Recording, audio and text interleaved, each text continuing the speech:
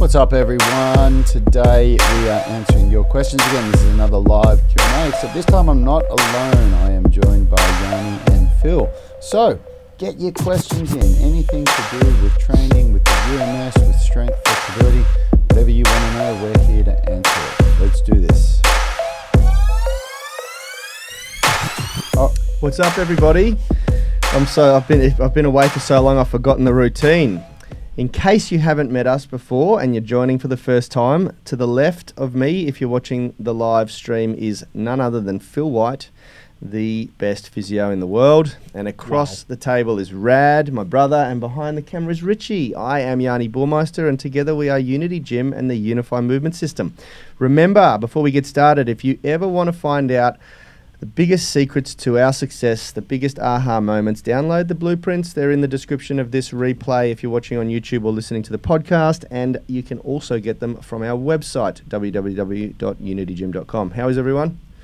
Good. Happy to be back.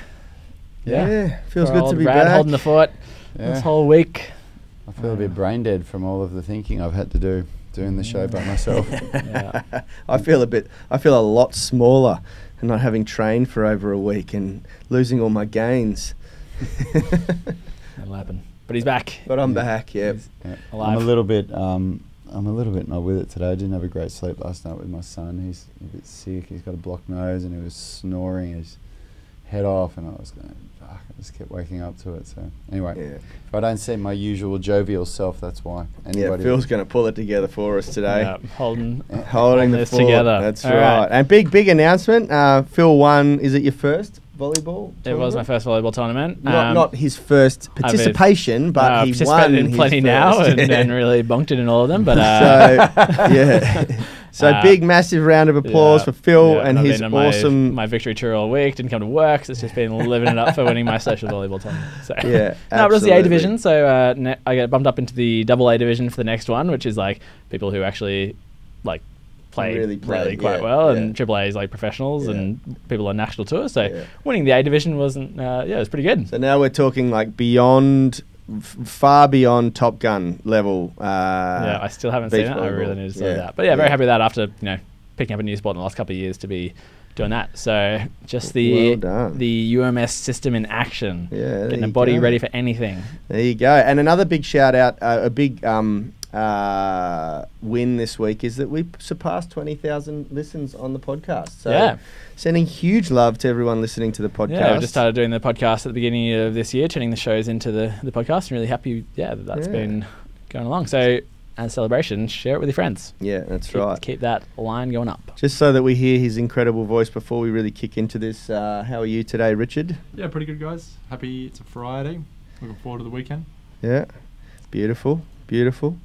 Okay, so we have, I'm going to kick it off with the very first question that's come up in the feed as I scroll through, which is from Jennifer. And before we do, for those listening live, get a question in. Yeah, absolutely. This is the time to get any of those questions you have answered. Burning questions that you have on your lips. Yeah, I have a good answer for Jennifer here. Jennifer Barnes-Morgan has said, I'll just read this out for context. She's started the Foundations program a little over a month ago. She's done all of Phase 1 jumping pull-ups using a pronated grip, despite it suggesting to start with a supinated grip because she already has 3 to 4 strict pull-ups using pronated grip before.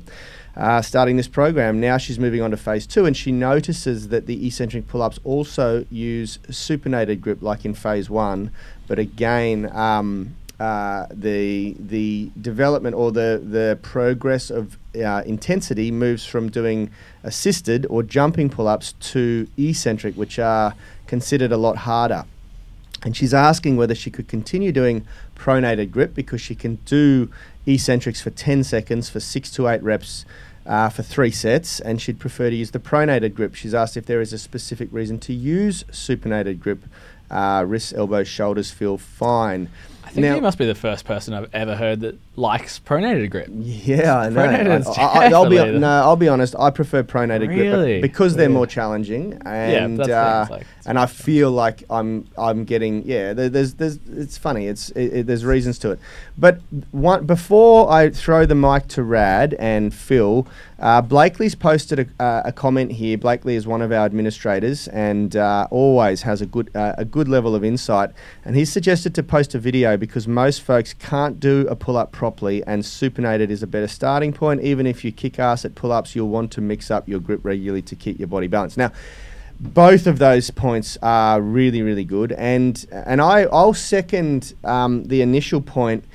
So many people come to our gym being able to do pull-ups, and then when we break it down, they're not actually doing a very good quality pull-up. And pull-ups are one of those movements that if you're not using the shoulders properly, you're leaving a lot of potential gain on the table. And in fact, you can actually cause yourself a little bit of problem. Things like forearm tendinopathy come a lot more common when you're not using the function of your scapula properly, when you're not using your shoulders properly in a pull-up. And you can also, what I've found is you can also sort of develop a little bit of excessive internal rotation of the shoulders if you're not doing the pull-up properly. And so just on the mechanism of why it's kind of more common to get elbow issues when your I guess your shoulder system isn't working too well together. I think it's important to kind of address why that's happening. If you think about what a pull-up is, it's a compound movement, so you're getting both a elbow kind of extension and adduction, as well as a shoulder extension and adduction, as well as a elbow flexion. So you're bending at the elbows, and your shoulders are going back and down. And so what's happening there is so with compound movements, it's a combination of those two things. Generally what happens is, and why supinated grips are a bit easier, is it uses your biceps more, which means your elbow flexors are much more involved as a ratio of the total sort of movement. If you're in a pronated grip, what happens is it's mostly an adductor, so your lats and elbow and shoulder extension, and it means that you're now using smaller muscles, so your brachialis and your brachioradialis as the elbow flexors. So you've kind of taken the bicep out. So basically you can think that when you've gone pronated, you've taken a lot of the elbow muscles out and you're making it much more about the shoulder muscles getting into that position. So when you think about how to get a really good compound movement together, it's about trying to use like plenty of elbow, but then also plenty of shoulder together, making it balanced. What happens when people can't control their scapulas is basically it means that now your shoulders really aren't doing much of the movement, so you make it all about what's happening in the flexion at the elbows. That's why you see people at the top of a bad pull-up lift is they've got their elbows together, but then their shoulders are up by their ears and they're in a big protracted and elevated position because they basically haven't got the strength to manage the shoulder movement. So that's just to clarify why.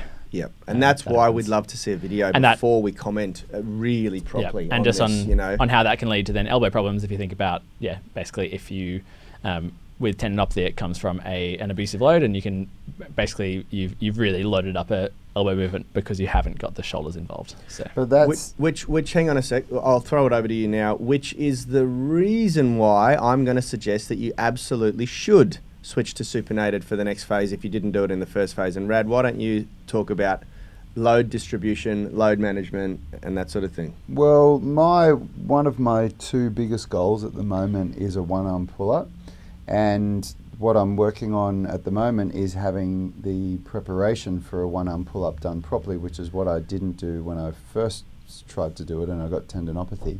And my pull-up strength this year has been one of my biggest improvements. I've made massive gains on pull-up strength.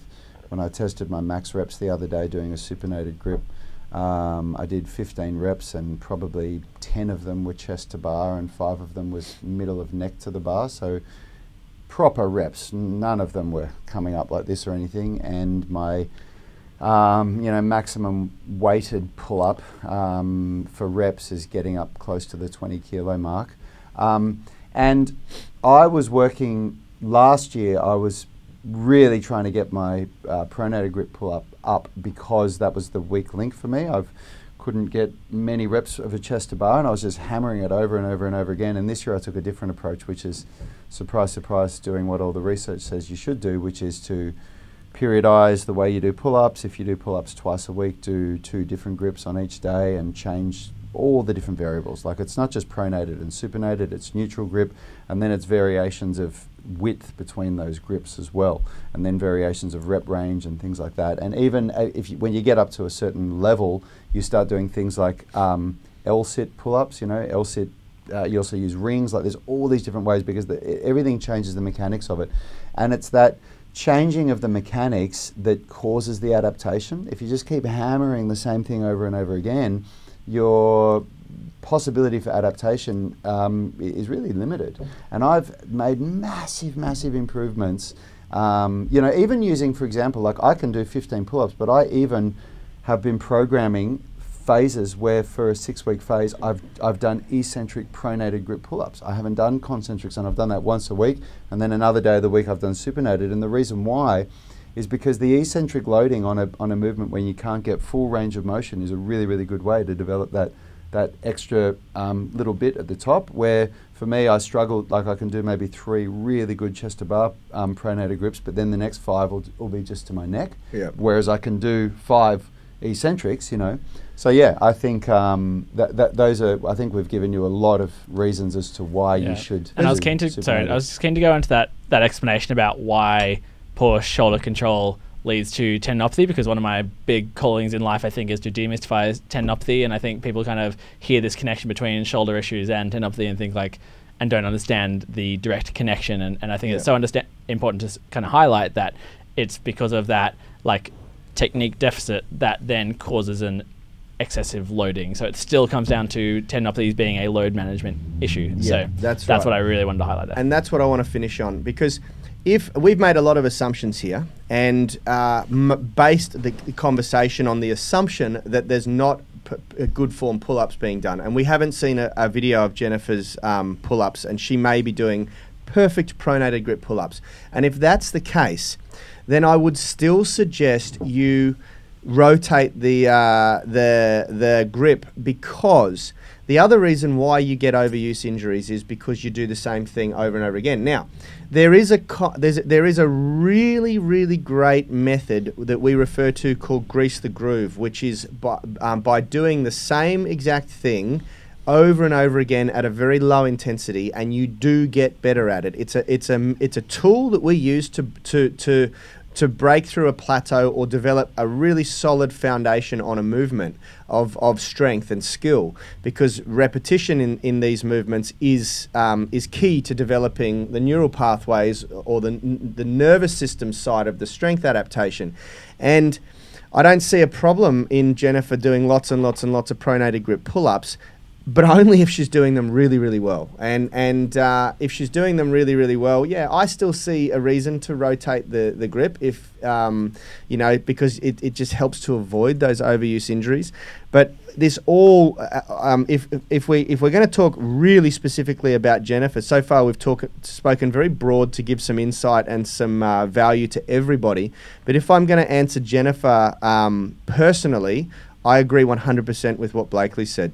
Yeah. Post a video, we'll have a look at it. We're going to be brutal on critiquing your technique, and if you're doing really good pull-ups, then kudos to you. It's freaking fantastic, and there's nothing wrong with that. I'll still probably recommend, as Blakely said, to rotate the grip every program phase. Always. Just to rotate, just to expose your body to a slightly different adaptation, to develop a more well-rounded, well-balanced physique. And I think that's... Can I, before we move on to this, it's funny that this question was a legitimate question there, because I want to take the opportunity to do a shameful plug. Because today we are announcing that we're revealing a new program, and that is the Pull-Up Masterclass. And it is because of the amount of people that come to us saying, no matter what I do, I cannot get better at pull-ups. And we are demystifying the process, and like all of our programs, creating a really simple step-by-step guide to achieve something that so many people struggle with. So this program is for those of you who cannot yet do any pull-ups at all, or who can struggle to do 1 or 2 and they're poor quality. Okay, so if or can do 10 poor quality. Yeah. If I see that a lot. Yeah, if your pull-ups are poor quality or you can't do 1 or 2, this is for you. Yeah. So have a look at it because we'll announce it, in an hour or so, and it'll be on a flash sale. Now, I did not intend for that to happen. I just neither did I. But that question, I mean, how could you not talk about what it is that we're doing? Because so many people have this issue. So yeah, absolutely. Can I just quickly give a shout out to Jada? Yeah. So Jada is saying on the live stream, she's saying, I want to say how great your programs are. I went from, well, thanks, Jada. Yeah. Tell me more. Yeah, I went for my wellness checkups today, and everything has improved drastically since last year. Went from 147 pounds to 116 pounds. How good is that? Yeah, that's like 15 kilos for those of you that are in Australia. That's amazing. My blood pressure is now under control, and lastly, my kinesiology checkup was off the charts. They couldn't really tell me anything I needed to improve. I was one of the very few that improved in almost every area. They told me to keep doing everything I was doing. How good is that? Because people often, as they get older, they don't get told things like that from medical experts. They don't get told, keep doing what you're doing. Yeah. There's nothing more, and sorry, Phil, about this, but you probably love this too. I love nothing more than someone starting to exercise in a really beautifully balanced way and going to see their regular practitioner who's made shitloads of money off them for many years and then dumbfounding them with, oh, fuck, there's nothing I can make money off here anymore. I love because that's the goal. I know, I have the same goal. It's that's like the goal. I know you. I love hearing people talk about how they've come off medication. You know? Yeah. Like, you haven't said that there, Jada, but saying that your blood pressure is now under control. Like, I mean, considering that cardiovascular disease is the biggest killer in the first world, and the first symptom of the majority of cases is death. Yeah. That's the first symptom in the majority of cases of heart disease, and one of the biggest risk factors is high blood pressure. Like, that's just all right. Well, let's not turn. It's fantastic. It's fantastic news, and well done. So Kevin's got a question here. He's saying, "Morning, guys. Question about vertical push. I've been working on seated overhead press for the last 3 mesocycles because it was good practice for testing week in the Unified Movement System Progressions program. Unlike calisthenics movements where progressions is done either by increasing levers or more advanced movements, in theory I could keep working on the seated overhead press continually by varying the weight. When would or should I be looking to change it up?" That is an excellent question that we are going to answer for you in about 13 minutes, because that's a higher level question and we leave the higher level stuff for the UMS online coaching group. So, Kevin, we're going to go into depth for that for you. Jada's just jumped in and said, off all prescription medications. That's sensational. Just amazing. Sensational. Okay, Craig, guys, Conning, is it? Coming. To the end of phase 3 foundations. Okay. Right, sorry. So we'll be going into testing week in 2 weeks. Will that line up with the next mesocycle? Once I find out my results from that, what is the next step in regards to creating my next program out from those results? Do I design it myself from the info in the UMS program? That's another question. That's another question for the UMS online coaching group. We will answer it though. Yeah, 100%. We'll answer that in depth for you on the UMS online coaching group. That's Craig, what UMS is all about. It's about teaching you how to fish, brother, and making sure that you become empowered to create the best programs for your body. Yep. And we save those higher level coaching questions for the UMS online coaching group. So we'll do that there. Would the pull-up program work for if I plateau at 8 to 10 pull-ups and feel like I can't break through to higher reps? It absolutely will help. We want to be really, really clear, because we want to be honest with what we're doing here. This is a beginner pull-up program. It's not an advanced pull-up program, and we will release an advanced pull-up program if people like this one enough. Yep. That said, if you have poor quality 8 to 10 pull-ups, this will be game-changing for you. I also I'm interested to know why you want to do more than 8 to 10 reps. And the reason I ask that is because at the point that I'm assuming that you're at, is it Jesus? I'm pretty sure it is. Corrected us, if at the point when you can do 8 to 10 strict form, really nice pull-ups. By strict form, I mean there's no kip, there's no momentum. You're very controlled. You've got that beautiful synergy in the shoulders where your scapulars are retracting and depressing. You're not relying too much on the biceps. The load is distributed nice and evenly through the 2 joints that are meant to be working. All of that's ticked. All those boxes are ticked. At that point, it becomes a matter of just overloading the pull-up. And you're going to get a much greater result by starting to strap weight to your body and stick within the sort of, like even 8 to 10 reps is a beginner muscular hypertrophy rep range. Once you become a little bit, your training age sort of surpasses 1 or 2 years of consistent training, you actually want to be reducing the volume and increasing the intensity. And so, like, I'll give you an example. My ideal rep ranges now are 5 to 7 reps. I very rarely do over 7 reps unless I'm doing some sort of a muscle flushing sort of finisher or something to complement my workout. But my general reps will be between 1 and 7. And that's because the I've only been... time I could see that like really changing is maybe if you had goals for a sport where kind of pulling endurance was a thing. So if you're doing rowing, like, or climbing or, Ninja Warrior sort of stuff where you really needed to be able to do endurance reps, because remember you get specific adaptations to what you spend your time doing. So just that is the one sort of time where you maybe consider doing some endurance stuff. But certainly, if you can build up your intensity, like start strapping some weight on there as well, like that'll be 100%. I would respectfully disagree, because if you want to do calisthenics, then the standards are 15 bodyweight pull-ups for gymnastics and calisthenics to be able to search for a one-arm pull-up. That's fair enough. considered the Yeah, standard. But what you guys have said about what you would do in a workout. The makes thing perfect is, sense. I've trained with a bunch of the guys from the Bondi Bar Brutes who can do 30 pull-ups, but the guys have no legs, and they're adapting to their chosen hobby. It's a hobby for them. Their calisthenics training, But these guys want to do that because they do it to show off. They have a competition every year who can do the most pull-ups, and then who can do the most pull-ups with 10 kilo kettlebell strapped to their waist, And so that for them is a reason to do 30 pull-ups, because they're training for that competition every year, and whoever wins that competition is the Bondi Bar Brute of the year.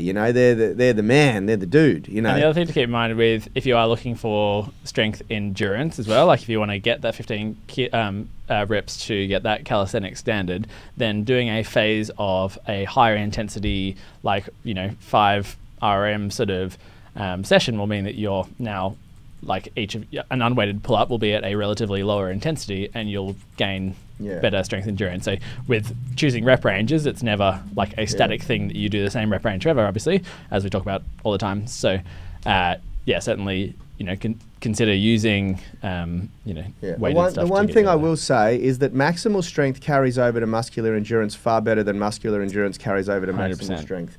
And when I was at my strongest for pull-ups, I could do about 2 really good form pull-ups with 60 kilos strapped to my body, 2 to 4 depending on the day. And when I did we had a fitness competition at the gym that I was training at, where we had to do as many pull-ups as we could, and I could do comfortably 25 good form pull-ups. And I'd never tried to go over 10 pull-ups up until that point. I was always doing in that rep range of about 4 to 6 pull-ups with lots of weight strapped to my body.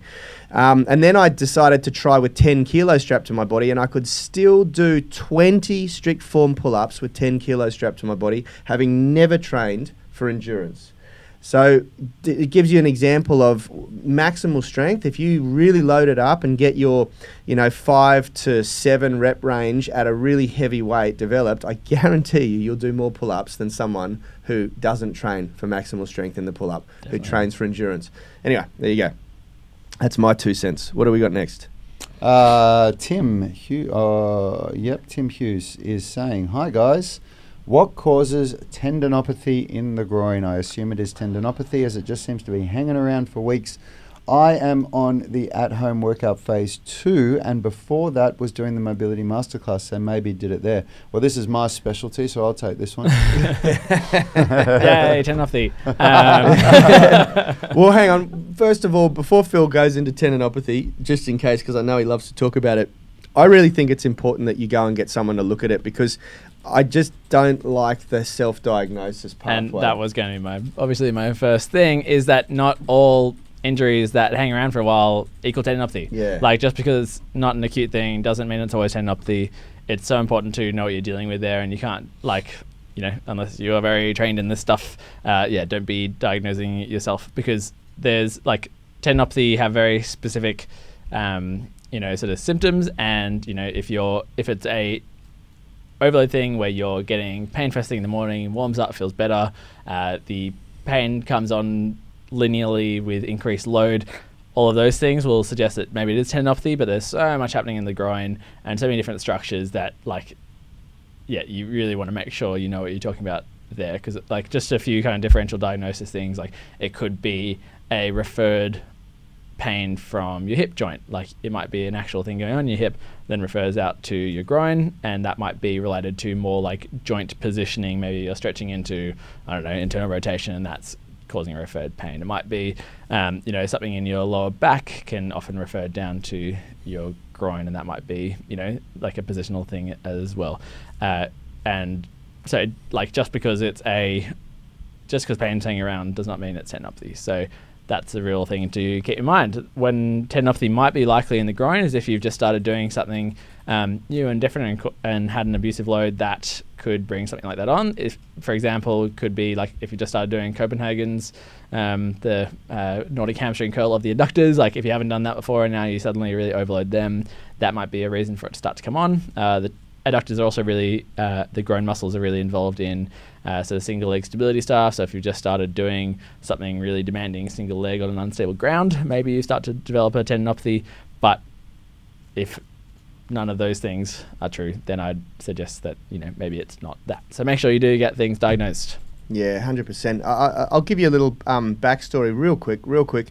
After I had my knee reconstruction about 7 years ago, one of the things I noticed when I started to try and do like long distance walks and things like that was that one of my groin tendons and running up into possibly my hip flexor, and this is undiagnosed, so I'm sort of poking at areas that I know in the body, would become inflamed really, really quickly because my gait pattern had altered from the knee reconstruction. And just be quite precise here. When you say inflamed, do you mean in pain or swollen? Pain. Yeah, it was okay. That's right. In pain, pain would start, and it would always happen after about the 2 kilometer mark of walking. And what I had to really work on was identifying that my gait pattern had really changed. And it would happen every time I walk up hills. So I found that I was sort of leaning into it more. And what I ended up having to do, I went to see someone about it, a friend of ours, and he suggested that I just slow down my walking, my gait, and sort of concentrate on it a bit, and the problem went away. Now, I'm not suggesting that that's anything that you've got or related to your issue, but what I'm saying is that pain was persistently coming on for about 3 years. Like it really, really would come on and not go away. And I could have easily self-diagnosed myself of having tendinopathy in my groin, because the pain was persistent. Every time I went for a walk, the moment I went up a hill, it would come on. The moment I went for a long walk on a flat ground, it would come on, And so I just want to reiterate what we've just said. It's just be careful self-diagnosing yourself because the moment I went to see someone and he had a look at how I was walking, he just said, yeah, you're walking too fast, slow down and let your body relearn how to walk. You've just had a really big altering surgical intervention and you just kind of need to figure things out a little bit. And the reason why this is so important is if you say you just self-diagnose with tendinopathy and then you take the principles that you've been learning from our shows over the last year about tendinopathy rehab, which is basically to train through pain, like we want to push it and train through to an acceptable level, obviously give yourself, the recovery, blah, blah, all the stuff if you've been following what we do. And if you had an issue going on like a hernia, which is of another sort of issue that can happen that can cause groin pain, and you start pushing through pain and with a hernia, then you're going to make that hernia worse. Yeah. So it's so key to understand what you're working with before you start a treatment approach. Obviously, like I'm a big fan of sometimes ignoring pain. Like if it's something that's popped up for a couple of days and goes away, ignore it. Yep. Like it's not a big deal. And I think people over treat things and over freak out about little aches and pains here and there. If you've been doing any training in your life, you'll know that things pop up and they go away. So obviously, like, this is up to you and your sort of how much intensity you're getting with this pain, how long it's been sticking around. But certainly don't take a specific protocol of healing to something that you don't know what it is. Yeah. Awesome.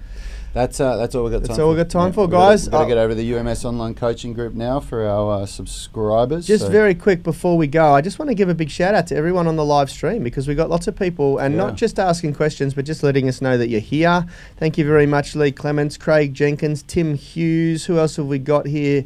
Jesus.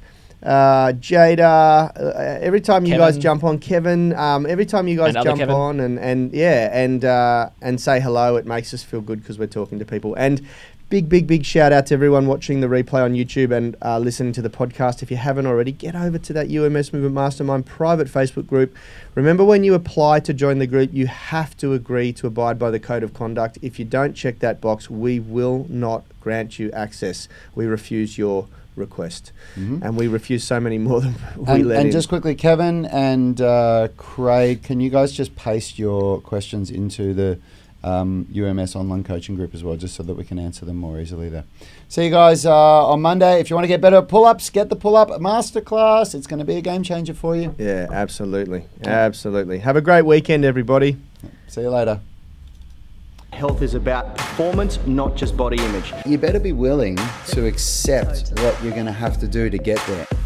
We'll start focusing on movement goals, strength goals, flexibility goals. When you nail that skill, it's there forever. The body image goal doesn't get you that far. It's the consistency and frequency that's going to get you there. It's not the intensity. There's no shortcuts to mastery and movement. Destination doesn't change overnight, but your direction will. The gym is not the place to beat up the body that you hate. It's the place to build the body that you love. We are the gym that teaches people how to move instead of just exercise, because we believe that health is about performance, not just body image.